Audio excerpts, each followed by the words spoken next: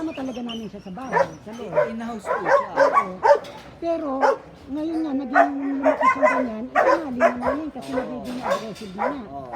Kaya yun ang gusto namin matanggal sa kanya, pagiging aggressive, para maluwag siyang nakakagala-gala sa bahay. So kaya lang, yun nga, may mga advice kami na ano, na hindi pampet talaga ito na parang lockdown. Na, ano. Oo.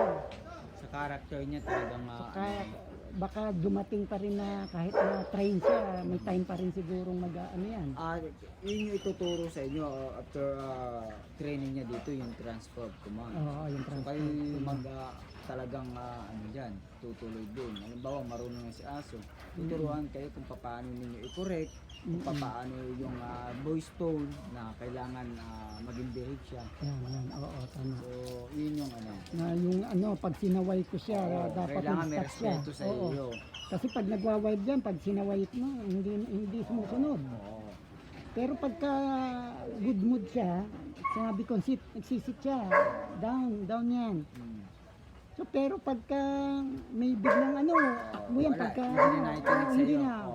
O kaya may nagalit siya dun sa isang aso, aanuhin niya na yun, dadambahin niya na yun. Pag sinabi mo stop, ayaw yan mag-stop. Talagang tuloy-tuloy siya. Kaya sabi ko, yun ang kailangan niya correct.